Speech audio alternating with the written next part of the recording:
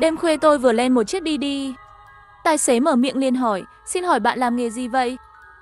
Fabi, tôi nói lại ngắn gọn. Tài xế quay đầu nhìn tôi, cười khẽ nói có thể nói chuyện với tôi không?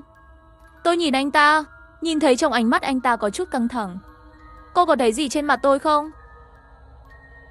Tài xế nhìn về phía trước, giọng nói nhẹ nhàng, mắt của anh quầng thâm, rõ ràng là thiếu ngủ. Tôi bình tĩnh phân tích đúng rồi, gần đây cô thật không ngủ ngon. Tài xế vỗ tay lái, nở một nụ cười khổ, có triệu chứng nào khác không? Tôi tiếp tục hỏi, tài xế sửng sốt, lắc đầu. Nhưng tôi có thể cảm nhận được sự âm trầm của mặt anh ta. Bỗng nhiên, bùm một tiếng vang lên. Xe bị va chạm, có tiếng vật nặng va vào cốp xe. Dường như còn có âm thanh yếu ớt. Trái tim tôi căng thẳng. Có người trong cốp xe. Tôi đến gần cửa xe, nhìn về phía tài xế. Dường như không quan tâm, trong cốp xe có một số đặc sản quê hương. Anh ta nói nhẹ nhàng. Nhưng trong lòng tôi lại nổi lên cảnh giác. Không khí bắt đầu có mùi chua nồng nặc, trộn với mùi mồ hôi và mùi máu.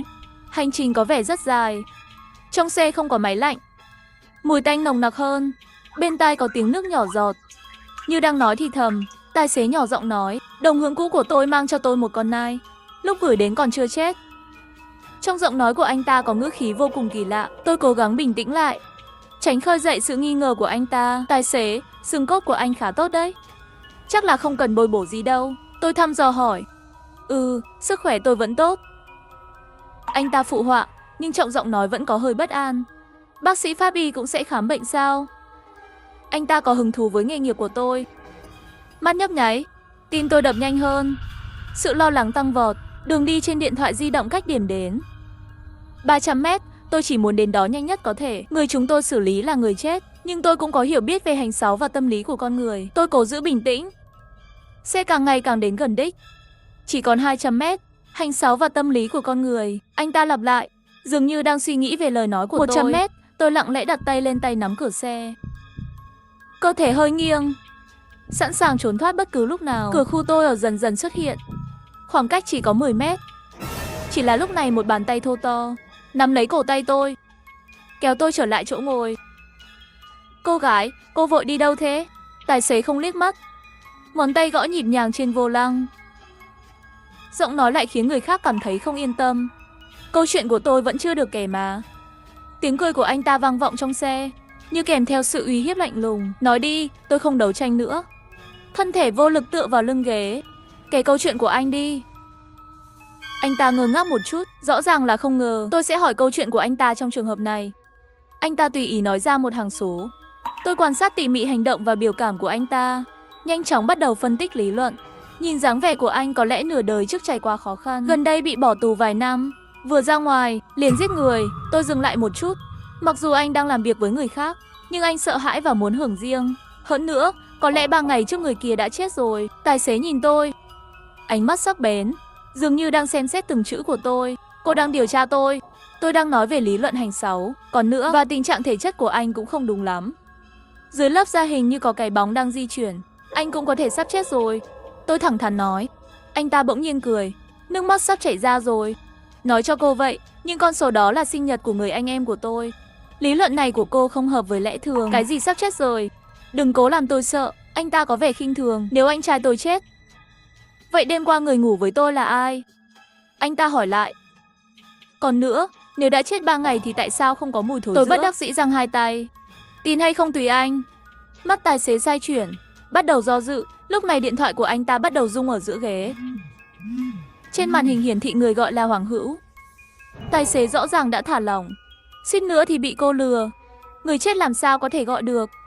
Anh ta đắc ý nhấc điện thoại lên, nói chuyện với đối phương vài câu, rồi anh ta quay người lại, chỉ vào điện thoại và nói với tôi rằng người anh em của tôi vẫn còn sống.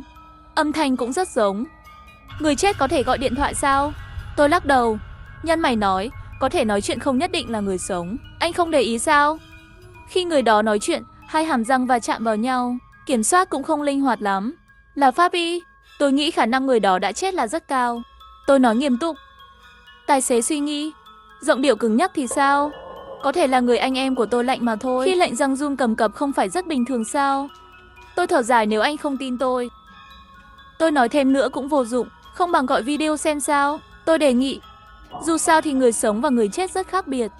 Anh ta không trả lời, đột nhiên xoay vô lăng, dừng ở bên đường, sau đó lấy một sợi dây từ dưới ghế ra, buộc hai tay tôi lại với nhau. Sau đó gọi điện thoại video với Hoàng Hữu. Sau khi kết nối điện thoại, trên màn hình hiển thị khuôn mặt của Hoàng Hữu. Biểu cảm của anh ta tự nhiên, chuyển động linh hoạt. Lao Lý làm cái quái gì vậy? Sao vẫn chưa đến? Còn người phụ nữ bị trói thì sao? Anh ta cố tình quay camera về phía tôi để tôi xem rõ hơn. Người phụ nữ này là đồ thần kinh. Cứ nói cậu chết rồi, cười chết mất. Anh ta cười to. Gì vậy? Tôi còn đang sống đây này. Dám nguyền rủa tôi, tí nữa xem tôi sẽ xử lý cô ta như thế nào. Hoàng Hữu trả lời, cười vô cùng vui vẻ. Lao Lý cúp điện thoại, thở dài nhẹ nhõm. Anh ta đắc ý đạp ga. Thật lãng phí thời gian. Suýt thì bị cô lừa. Vậy cô nói xem, người chết có thể có sắc mặt hồng hào, biểu tình tự nhiên không? Tôi không trả lời anh ta. Lạnh lùng nói hắn đã chết rồi. Anh cũng sắp rồi. Xe phanh gấp. Cơ thể tôi va chạm về phía trước do quán tính. Mày nói xong chưa? Con rắn rủa tao. Lão Lý gào thét, đấm vào mặt tôi. Tôi hơi ngả người ra sau, bình tĩnh nói, có phải người anh em của anh đã chạm vào xác chết 10 ngày trước không? Nắm tay hắn dừng lại trước mặt tôi 3 tấc. Ánh mắt lạnh như chứa khí lạnh. Không giống như đang nhìn một người sống. Bất kể cô biết thông tin này từ đâu, biết quá nhiều là không tốt. Anh ta hạ thấp âm thanh, cảnh cáo tôi. Tôi không hoảng hốt mỉm cười. Anh dừng xe không phải vẫn còn chút tin tưởng với tôi sao? Sắc mặt lão Lý càng ngày càng u ám, dường như đang nghĩ cái gì đó. Tôi hơi điều chỉnh cơ thể, nhấc cằm nhìn anh ta. Video vừa rồi của anh không phải là lén chụp màn hình sao? Nhìn kỹ đi, hắn ta có phải là người sống không? Ngực lão Lý phập phồng. Cuối cùng vẫn là cầm điện thoại lên nhìn màn hình. Khuôn mặt của Hoàng Hữu trong bức ảnh, khuôn mặt được phóng to, vẻ mặt anh ta có vẻ vô tội và đơn thuần. Tôi hơi tin tưởng cô, nhưng đừng có đùa với tôi. Giọng điệu của lão Lý có chút bất an. Bức ảnh này trông bình thường. Mặc dù người anh em của tôi xấu xí, nhưng không thể nói hắn không phải người sống. Hắn cố gắng bảo vệ Hoàng Hữu. Tôi hơi chán nản. Nói thẳng, xung quanh đồng tử của anh ta có những vết hằn lưu động. Anh không thấy sao? Anh nói anh ta hồng hào. Nhìn kỹ đi, đó có phải là màu da tự nhiên không? Nhìn dưới cổ anh ta, rõ ràng là có đốm trắng. Tôi tiếp tục gây áp lực. Lão Lý nghe theo lời tôi, nhưng ngón tay thô ráp trượt trên màn hình. Phóng to nhiều lần, mặt càng lúc càng trắng bệch. Ngón tay gần như run rẩy muốn ném điện thoại ra ngoài. Anh em của anh đã là người chết rồi, chỉ còn một cái da thôi. Cuối cùng tôi đã đưa ra kết luận. Màu trắng sữa bò trong hốc mắt là ấu trùng côn trùng giỏi. Loài bọ này rất hiếm. Nó thường chỉ được tìm thấy trong các ngôi mộ cổ và thời cổ đại. Các cơ dưới da mà anh nhìn thấy thực ra là một con trùng trưởng thành. Vết trắng dưới cổ. Nơi nguy hiểm nhất là ổ trùng trứng. Tôi dừng lại, sau đó còn nói thêm một câu. Anh nhìn vào cánh tay của mình đi, có phải cũng có một số chấm tròn màu trắng không? Hắn hoảng sợ kéo tay áo ra. Quả nhiên, từng viên chấm tròn màu trắng rất bắt mắt. Giọng hắn run lên. Tôi gật đầu, trừ khi con sâu mẹ chết. Nếu không, khi những quả trứng này nở, anh sẽ có kết cục như người anh em của anh. Không khí trong xe như đông lại, như thể thời gian đứng yên vào lúc này. Lão Lý im lặng, nhìn chằm chằm vào tôi. Một lát sau, hắn ra khỏi xe. Bùm, một tiếng, trong xe lại khôi phục sự yên tĩnh. Tôi nhanh chóng thấp giọng hỏi người trong cốp xe. Bạn còn sống không? Không ai trả lời, chỉ truyền đến âm thanh ma sát yếu ớt. Khoảng 15 phút sau, lão Lý quay lại xe. Cô nói đúng, tôi không có văn hóa, nhưng tôi biết cô có thể. Gợi ý trong lòng, cô chỉ dựa vào bức ảnh như này, cái gì cũng có thể nói ra. Hắn đưa điện thoại ra trước mặt tôi, hiển thị giao diện tìm kiếm. Tôi vừa đặc biệt hỏi thăm. Bác sĩ trên mạng bảo tôi bị giảm sắc tố mà thôi. Tôi thở dài. Cái gì mà không có văn hóa, thế mà lại biết lên mạng khám bệnh à? Xe lại lần nữa được khởi động, nhanh chóng rời khỏi thành phố. Sau vài khúc qua, tốc độ chậm lại. Tôi biết đích đến sắp đến rồi. Cơ hội để lại cho tôi cũng càng ngày càng ít. Tài xế, tôi cố gắng thu hút sự chú ý của anh ta, nhưng hắn vẫn im lặng. Côn trùng bóng có một đặc điểm rõ ràng, chúng nó sợ nước. Người anh em của anh bây giờ bị ký sinh, chắc chắn cũng sẽ tránh nước. Anh có thể dùng nước để kiểm tra. Mặc dù anh ta không trả lời, nhưng tôi có thể cảm thấy sự căng thẳng trên vai anh ta. Rõ ràng là đang suy nghĩ nghiêm túc về lời nói của tôi. Xe chạy thêm nửa tiếng nữa, cuối cùng dừng lại trước một nhà máy bỏ hoang. Thông qua cửa sổ, tôi thấy một bóng người từ từ đến gần. Khi khoảng cách rút ngắn, nhưng đốm trắng trên ngực anh ta ngày càng rõ ràng, mặt tái nhợt như thể sẽ ngã xuống bất cứ lúc nào. Lão Lý, sao anh chậm thế? Tôi không thể chờ được nữa. Người kia trào phúng kêu lên, nơi quỷ quái này thật sự rất lạnh. Biết thế đã mặc nhiều hơn rồi. Lão Lý mặc dù miệng nói như vậy, trong lòng lại có vẻ bất an. Hắn mở khóa xe, nhưng không lập tức xuống xe, mà là mở cửa xe cho tôi, ra lệnh cho tôi, cô xuống trước đi. Tiếng cười của Hoàng Hữu chế nhạo đầy sắc bén. Chính là con bé chết tiệt này nói tôi là người chết. Còn trẻ như thế, thế mà lại dám chơi trò lừa đảo à? Sau khi tôi xuống xe, lại không làm theo hành động như họ muốn. Ngược lại trong lòng căng thẳng, Lão Lý thô bạo đẩy tôi một cái. Bầu không khí lập tức rơi vào bế tắc. Hoàng Hữu thử thăm dò khoác vai với Lão Lý, nhưng Lão Lý vô thức tránh đi. Lông mày nhăn lại. Này người anh em, sao hôm nay anh lạ thế? Chẳng lẽ ông tin lời con nhóc kia nói thật à? Nó chỉ muốn chạy trốn, muốn tách rời mối quan hệ của chúng ta. Lão Lý miễn cưỡng nở một nụ cười, nhưng ánh mắt lại không nhịn được nhìn về phía những đốm trắng trên ngực Hoàng Hưu. Làm sao có thể? Người chết làm sao có thể vừa đứng vừa nói chuyện? Lão Lý lẩm bẩm nói, cố gắng cổ vũ bản thân. Ha ha, tiếng cười của Hoàng Hữu trống rỗng và lạnh lùng. Đúng vậy, anh ta nói hùa theo, các cơ trên mặt run lên vì cười. Đồng tử thì mờ nhạt. Đột nhiên hắn thấp giọng, trầm giọng nói, Lão Lý à, sao anh cứ nhìn chằm chằm vào ngực tôi vậy? Tôi nhanh chóng nhìn đi chỗ khác, tránh giao tiếp bằng mắt với Lão Lý. Lão Lý khẩn trương nhìn tôi một cái, ngại ngùng cười vài tiếng, giải thích nhanh. Lúc trước tôi ở trên mạng kiểm tra tình trạng bệnh giảm sắc tố. Tôi nghĩ những đốm trắng trên người cậu rất giống với loại bệnh ấy. Trong lời nói của hắn lộ ra một chút bất an, nhưng Hoàng Hữu lại đột nhiên nở nụ cười, vô tư đưa tay, đặt tay lên vai Lão Lý. Tay khác thì kéo rách cổ áo, chỉ vào 3 đốm trắng kia. Ý anh là cái này. Hoàng Hữu đưa bàn tay lau những khu vực màu trắng đó. Sơn ngay lập tức được dính lên mu bàn tay của anh ta. Da trên ngực đã trở lại màu sắc ban đầu. Lúc trước chạm phải sơn. Cái gì mà giảm sắc tố, đừng để bị lừa. Anh ta trêu chọc, không tốn tiền chứ? Hắn vỗ ngực Lão Lý. Hành động như sự thân mật giữa anh em với nhau. Trái tim tôi trùng xuống, cảm thấy không ổn. Lão Lý rõ ràng là thở phào nhẹ nhõm, cơ bắp thả lỏng. Thầm mắng, suýt nữa thì bị những bác sĩ vô đạo đức đó lừa. Bây giờ có vài người nói đều không đáng tin như nhau. Không văn hóa thật dễ bị lừa. Khi anh ta quay đầu lại nhìn tôi, ánh mắt chuyển sang âm trầm và hung dữ. Tôi cúi đầu xuống, im lặng. Dây thừng trên cổ tay thô và chặt, dường như không thể thoát ra được. Lão Lý đã mở cốp xe ra. Âm thanh vật nặng rơi xuống đất bụp một tiếng, làm cho trái tim tôi căng thẳng. Hai người họ bắt đầu lấy ra một vài dụng cụ kim loại, thì thầm thương lượng. Đợi đã, chúng ta chôn ở quanh đây đi. Giọng nói của Lão Lý mang theo một chút phấn khích. Được thôi, tối nay chôn trước, ngày mai tính toán hết. Chúng ta sẽ đi thật xa. Ha ha, nghĩ thôi đã thấy vui vẻ. Tôi bình tĩnh đứng ở một bên, cố gắng không thu hút sự chú ý của họ. Sau âm thanh bận rộn, họ đã hoàn thành công việc chuẩn bị. Hai người vai kề vai, có vẻ thân mật. Đột nhiên Hoàng Hữu hỏi, giờ xử lý cô ta như thế nào? Tim tôi đập nhanh hơn, hơi thở dồn dập. Lão Lý chậm rãi nói, tôi sẽ đưa cô ta vào trước, sau đó đến lượt cậu. Lão Lý cầm rìu, ánh mắt tràn đầy sự điên cuồng. Hoàng Hữu cười lạnh lùng với tôi, em gái à, đi thôi. Tôi cảm thấy vô cùng sợ hãi. Hoàng Hữu đứng tại chỗ nhìn chúng tôi đi xa, với nở nụ cười kỳ lạ trên khuôn mặt. Lão Lý khỏe mạnh, một bên cầm rìu, một bên nói, đùa tao có vui không? Lát nữa xem tao xử lý mày như thế nào. Khoảng 5 phút sau, hắn thô bạo đẩy tôi ngã xuống đất. Cảnh giác nhìn xung quanh, chân tôi yếu đuối, chỉ có thể ngồi trên mặt đất thở không ngừng. Ngay trước khi tôi kịp bình phục, ánh sáng lóe lên, chiếc rìu giơ cao, rơi xuống. Dây thừng trên cổ tay bị đứt theo tiếng động. Sau đó bụp một tiếng, thân thể của Lão Lý toàn bộ co lại thành một khối, thế mà quỳ trước mặt tôi. Em gái, cứu tôi với. Hắn ta khóc, tôi không muốn chết. Số tiền tôi kiếm được vẫn chưa tiêu hết. Tôi xoa cổ tay, hít một hơi thật sâu, lạnh lùng nói, chậm trễ lâu như vậy, trứng run trên cánh tay của anh không thể đợi được nữa. Hắn vội vàng gật đầu, trên mặt đầy sợ hãi. Cô gái, đừng nói nữa, tôi thực sự cảm thấy ngứa ở cánh tay. Tôi phải làm gì? Xin hãy cứu mạng tôi. Tôi sẽ để cô đi. Và anh ta nhìn tôi đầy lo lắng, biểu cảm méo mó, bởi vì trứng trùng đến gần trùng mẫu sẽ ngừa ngáy. Ta chậm rãi nói, sao tự nhiên anh lại tin tôi?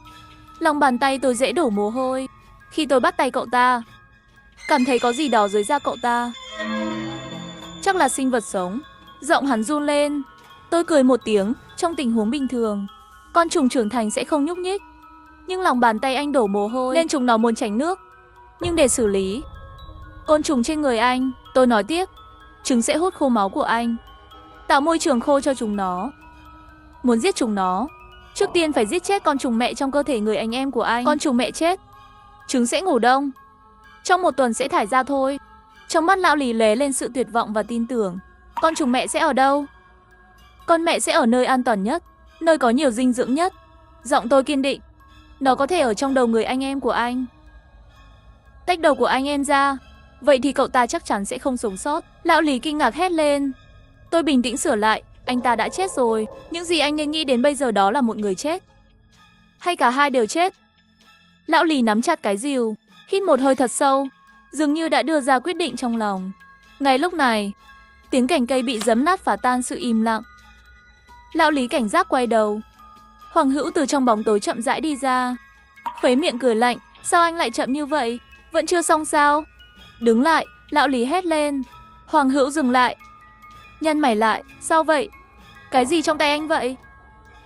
Lão Lý nhìn chằm chằm tay anh ta. Cái này à, tôi định sau khi xong việc sẽ tiễn con bé kia một đoạn trước. Hoàng Hữu cho lão Lý xem cái xẻng trong tay, trong mắt lóe lên một chút âm hiểm. Ánh mắt lão Lý đột nhiên sắc bén, vẫy rìu về phía Hoàng Hữu. Lão Lý, anh điên rồi. Hoàng Hữu vừa né vừa la hét. Hắn vội quay đầu, dùng cái xẻng chỉ vào tôi. Nó lại nói với anh cái gì à? Cô ấy không hề lừa tôi, cậu mới là người sẽ giết tôi. Hai người đánh nhau dữ dội. Bùm bùm, bụp bụp, máu văng tung tóe. Tôi lặng lẽ lùi lại và giữ khoảng cách, căng thẳng trong lòng. Hoàng Hữu bất ngờ lao vào tôi, đứng trước mặt tôi, dùng một chân đá ngã lão Lý, lật người lại và đè lên người hắn. Nó đang muốn chúng ta tự tàn sát lẫn nhau, ông lại tin nó à? Đừng quên, đường đi chỉ có tôi biết. Và tiền chuộc của tên đó cũng được chuyển vào tài khoản của tôi. Nếu tôi chết, ông sẽ không nhận được một xu nào. Hoàng Hữu gào thét. Động tác của lão Lý dừng lại, do dự. Hoàng Hữu cũng nhân cơ hội tiếp tục thuyết phục. Bây giờ chúng ta đánh nhau không thể tách ra. Nếu cô ta chạy ra ngoài và gọi cảnh sát, chúng ta đều phải chết. Lão Lý, tỉnh lại đi. Giọng nói của Hoàng Hữu lộ ra một tia khẩn trương. Tôi rất tỉnh táo. Lão Lý hét lên, cố hết sức khiến Hoàng Hữu ngã xuống đất. Kết quả dường như đã được định trước. Lão Lý, chúng ta là anh em tốt. Tại sao ông lại tin tưởng sự chia rẽ của nó chứ? Giọng nói của Hoàng Hữu trở nên khàn khàn, mặt trắng bệch. Sắc mặt lão Lý âm trầm không rõ, nhìn chằm chằm vào tôi, nở một nụ cười ảm đạm. Em gái à, em có thể giúp tôi một việc được không? Giọng hắn trầm và nguy hiểm.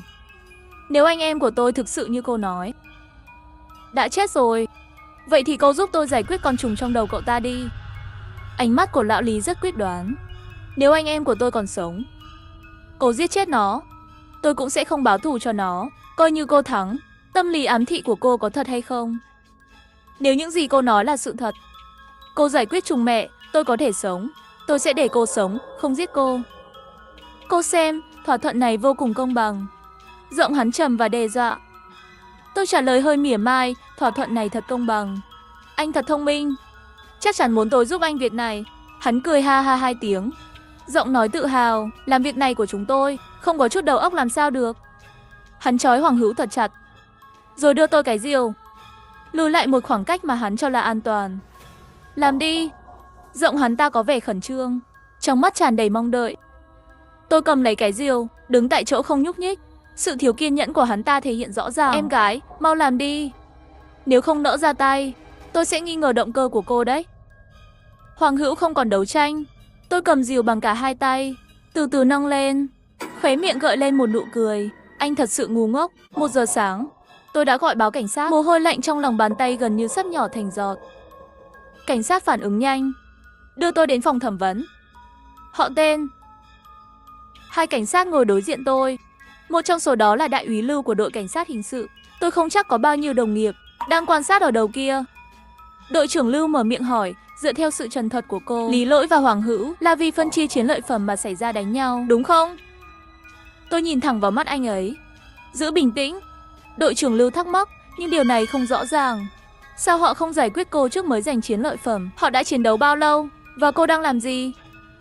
Tôi không làm gì cả, chỉ bỏ trốn khỏi hiện trường ngay khi có cơ hội. Tôi trả lời nhẹ nhàng. Một cảnh sát trẻ khác có đôi mắt sắc bén, nghi ngờ hỏi, họ đều chết rồi. Cô lại nói cô không làm gì cả. Vâng, tôi giữ bình tĩnh.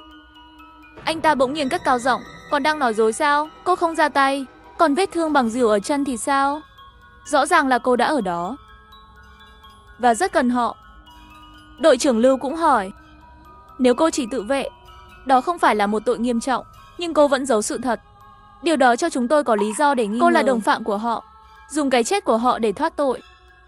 Tôi tựa lưng vào ghế, bình tĩnh nói cái rìu là Lý Lỗi đưa cho tôi. Tôi không cầm chắc, vô tình làm tổn thương chính mình. Viên cảnh sát trẻ bác bỏ. Cô sẽ bất cẩn như vậy sao? Tôi dừng lại một chút, kiên định nói thỉnh thoảng sẽ. Đội trưởng Lưu tiếp tục hỏi, Ma Hoa, chúng tôi sẽ không ép buộc cô, nhưng tình hình hiện trường là hai nghi phạm. Một cái đầu bị đập không thể nhận ra, người kia giống như bị rút cạn máu. Dù thế nào thì cũng phải có người sống sót. Làm sao có thể cả hai đều chết thảm như vậy? Câu nói của bạn khiến chúng tôi rất khó nói. Tôi bất đắc dĩ nhún vai. Nhưng những gì tôi nói đều là sự thật. Họ bắt đầu đánh nhau, tôi đã chạy xuống đồi. Đúng rồi, anh có thể hỏi người trong cốp xe. Tôi hoàn toàn không biết Lý Lỗi Hoàng Hữu. Tôi cũng bị họ bắt cóc. Viên cảnh sát trẻ cười lạnh.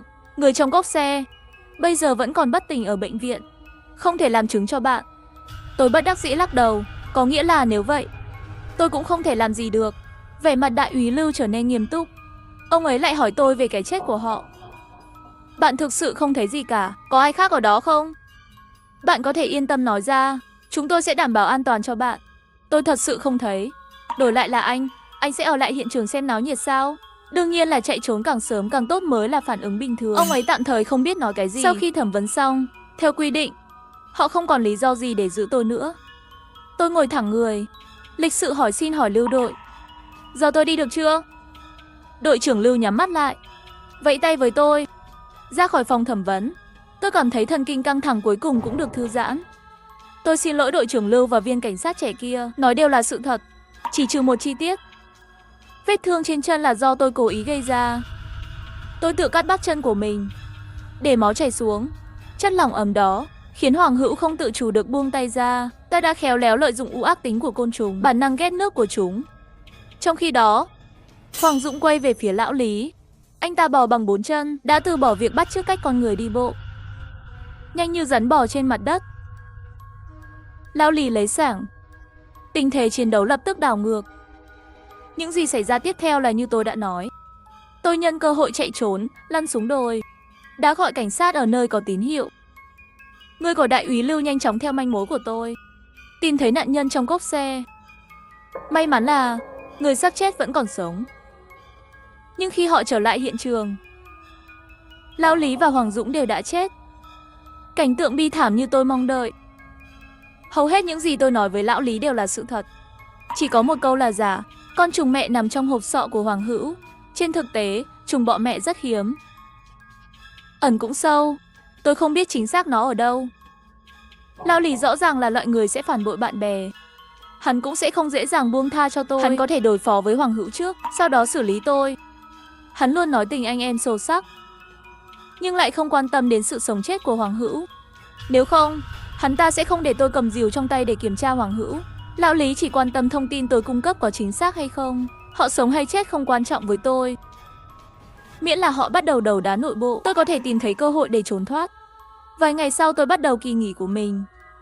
Gặp gỡ đội trưởng Lưu bên ngoài ký túc xá, tôi đột nhiên nghĩ đến một vấn đề. Mấy người đã thẩm vấn người trong cốp xe chưa? Đội trưởng Lưu nói cho tôi biết, người đó tên là Thôi Hâm. Trong quá trình Lão Lý bắt cóc hắn, hai người đánh nhau. Lưng của Lão Lý bị Thôi Hâm cào bị thương. Thôi Hâm cũng không phải người tốt, hắn là một tên trộm mộ. Hắn đã tiếp xúc với vật chủ ẩn sâu trong cổ mộ. Vì vậy, trên người hắn cũng mang theo loại trùng hiếm có này, ký sinh trùng như giun đất. Thôi Hâm đáng lẽ phải chết từ lâu rồi, nhưng con bọ mẹ trong cơ thể hắn lại cứu hắn một mạng. Cho đến khi anh ta được đưa vào bệnh viện, trứng côn trùng mới bắt đầu sinh sôi với số lượng lớn. Ông ấy ở bệnh viện hơn nửa tháng. Hai y tá khác nhau đã tiêm cho anh ta. Quá trình tiêm có thể phá hủy cơ thể vật chủ, tạo cơ hội cho trứng ký sinh. May mắn là tôi lập tức kịp thời cung cấp thông tin về trùng đó, thông tin quan trọng về thói quen. Một tuần sau, đội trưởng Lưu đến nhà tôi để cảm ơn. Ma Hoa lần này đều là sơ suất của chúng tôi. suýt gây ra thảm họa. Ông ấy sợ hãi nói. Mọi người đều cho rằng sau khi lão Lý và Hoàng Hữu chết, con mẹ sẽ chết. Không ngờ, chúng nó lại chọn ký sinh lên người của Thôi Hâm. May mắn là chúng tôi đã phát hiện ra kịp thời. Tôi thở phào nhẹ nhõm, lần này hẳn là giải quyết rồi. Tất nhiên. Đội trưởng Lưu gật đầu khẳng định. Sau khi giải quyết vấn đề trùng mẹ của Thôi Hâm, những chấm trắng trên những người khác đã biến mất. Tất cả nhân viên liên quan kiểm tra lại. Lần này chắc chắn sẽ không có vấn đề gì nữa. Cuối cùng đội trưởng Lưu đưa cho tôi một lá cờ. Trên đó viết, trái tim lương thiện. Đồng nghiệp tốt. Tiễn đội trưởng Lưu đi, tôi cảm khái. Là một pháp y, tôi dùng ánh sáng khoa học để chiếu sáng sự thật của từng vụ án. Hãy để công lý được thực thi,